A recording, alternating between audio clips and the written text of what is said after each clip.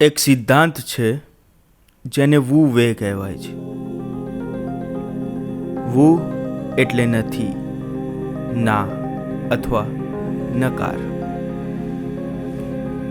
વેના ઘણા અર્થ છે, જેમ કે ક્રિયા, બનાવવું. પણ આનો શ્રેષ્ઠ અર્થ મારા પ્રમાણે એ છે કે જબરજસ્તી કરવી. એટલે વુ વેનો અર્થ થયો જબરજસ્તી ન કરવી. તમે જે પણ કંઈ કરો તેમાં જબરજસ્તી ન કરવી. જ્યારે આપણે કોઈ કલાકારનું પ્રદર્શન જોઈએ, કોઈ નૃત્યકાર, અભિનેતા અથવા સંગીતકાર, ત્યારે તરત જ સમજાઈ જાય છે કે પ્રદર્શન સ્વાભાવિક છે કે જબરજસ્તીથી કરેલું. જો તે જબરજસ્તી લાગે તો આપણે કહીએ કે તેમાં સત્યતા નથી, તે કૃત્રિમ લાગે છે. ઘણા લોકો દુઓવાદના સિદ્ધાંતનો અભ્યાસ કરીને માને છે કે વુ વેનો અર્થ છે કશું ન કરવું, આળસુ બનવું અથવા હંમેશા નિષ્ક્રિય રહેવું. પરંતુ તેનો અર્થ એવો નથી. એક સમય હોય છે ક્રિયા કરવાનો.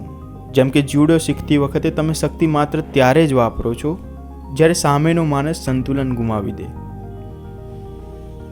અને યોગ્ય ક્ષણ આવે ત્યારે થોડું જ બળ પૂરતું બને છે.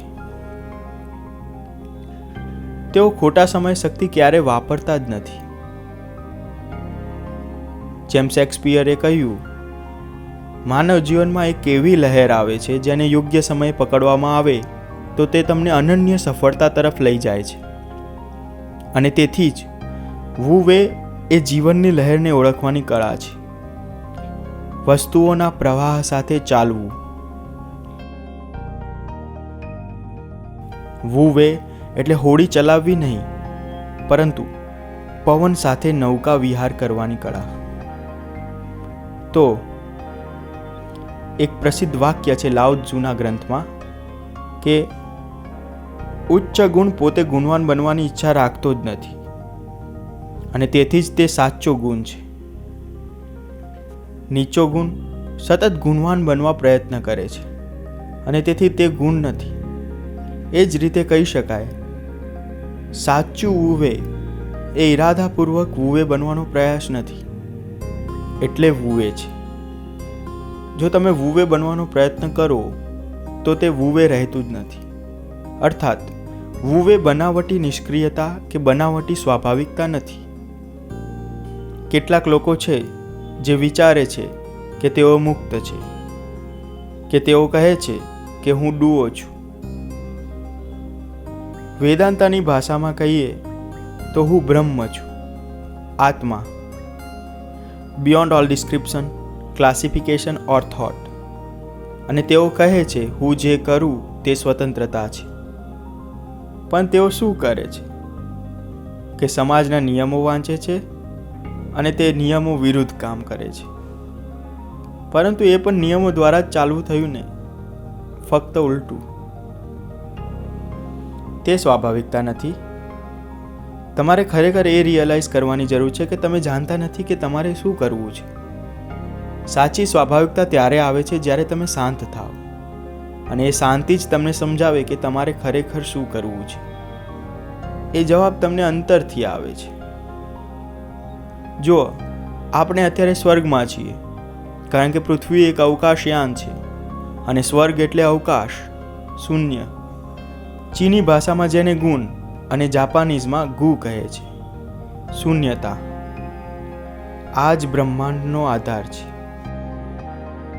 આ શૂન્યતા, જેને કોઈ વ્યાખ્યાયિત કરી શકતું નથી, જે દેખાવમાં કંઈ નથી, તે જ સમગ્ર બ્રહ્માંડનો આધાર છે.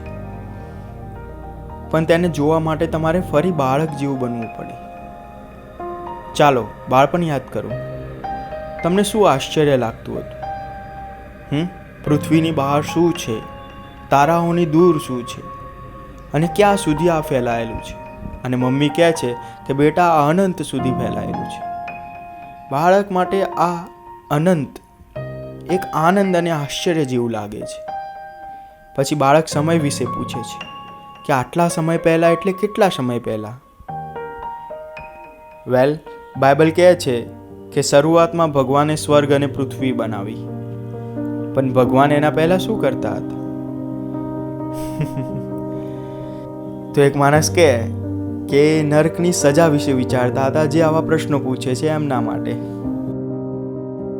પણ તે એક મજાક છે. જો કે બાળક હજી વિચારે છે ભગવાન વિશે, કે શરૂઆત પહેલા શું હતું.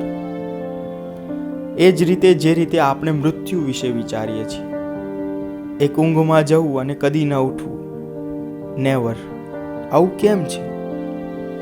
જાણે તમે કદી હોવ જ નહીં, તમે એકલા નહીં પણ બીજું બધું પણ ન હોય, એવરીથિંગ. જન્મ પહેલા વસ્તુઓ કેવી હતી એ વિશે વિચાર્યું છે ક્યારે? જેમ કે ક્યારે ઊંઘ્યા જ ન હોય અને પછી અચાનક જાગી જવું. આ કંઈક અજીબ છે ને? આ બધામાં કંઈક ગડબડ લાગે છે. એટલે જ જ્યારે આપણે આ પ્રશ્નોને સાચે ઊંડાણથી વિચારીએ છીએ, ત્યારે એક અજાણી, થોડી મજેદાર લાગણી થાય છે. ખૂબ જ અનોખી લાગણી. અને બાળકોને એ અજાણી લાગણી ગમે છે. તેઓ અજીબ વસ્તુઓ કરતા ફરે છે, ચક્કર ખાય છે જ્યાં સુધી આજુબાજુનું ભમતું ન દેખાય ત્યાં સુધી. તેઓ પોતાના શરીર સાથે રમે છે અને કારણ કે તેઓ જાણે છે કે દુનિયા એક રહસ્યમય અને અજાયબીથી ભરેલી વસ્તુ છે. આ અજીબ વસ્તુઓ, કારણ કે બધા જાણે છે કે આ બધું શેના માટે છે, પણ તેઓ સ્વીકારતા નથી. મોટા થતાં આપણે શીખીએ છીએ કે આ આશ્ચર્ય સ્વીકારવું નહીં, પરંતુ આનો જવાબ શોધવા માણસે ફરી બાળક બનવું પડે. તેનો અર્થ શું? તમારા બધા વિચારો, મંતવ્યો, ધાર્મિક અને તત્વચિંતનના મત, આ બધું થોડા સમય માટે દરવાજાની બહાર મૂકી દો, પછી પાછા લઈ શકો છો. હું તમને તમારા વિચાર છોડવા માટે નથી કહેતો, હું આર્ગ્યુ નથી કરતો, પણ ફક્ત એક પ્રયોગ માટે તેમને થોડા સમય માટે સ્થગિત કરો અને દુનિયાને એવી રીતે જુઓ જાણે તમને ભાષા જ નથી આવડતી. લાલ એટલે લાલ નહીં, વાદળી એટલે વાદળી નહીં, કઠોર એટલે કઠોર નહીં, નરમ એટલે નરમ નહીં, પુરુષ એટલે પુરુષ નહીં, સ્ત્રી એટલે સ્ત્રી નહીં. ધેર ઇઝ જસ્ટ જાઝ, એક જીવંત સંગીત. તમે જબરજસ્તીથી આ દૃષ્ટિ અપનાવી શકશો નહીં, કારણ કે જેમ બુદ્ધિસ્ટ કહે છે કે હેબિટ એનર્જી ચાલુ છે, on on on on and on. અને જે હું બોલું છું એમ તમને મનની આદતો પ્રમાણે વિચારો ચાલતા રહેશે કે આ લાલ છે, આ લીલું છે, આ કંઈક છે, આ કંઈક નથી. પણ એ વિચારોને એ જ રીતે ટ્રીટ કરો જેમ બાળકો બ્લા બ્લા બ્લા બ્લા બ્લા બ્લા. કારણ કે આ એ જ છે, સમુદ્રમાં બનતી લહેરો, ક્ષણિક. નાવ પ્લીઝ ઉશ્કેરાશો નહીં. આ બુદ્ધિ અથવા તર્કના વિરોધમાં નથી. આપણે બુદ્ધિ અને તર્ક પાછી લાવીશું જ્યારે જરૂર હશે, પણ હાલ માટે ફક્ત સરળ બનીએ. આંખો બંધ કરો અને ધ્યાનથી સાંભળો. તમને સાચે અને ઈમાનદારીથી શું સંભળાય છે?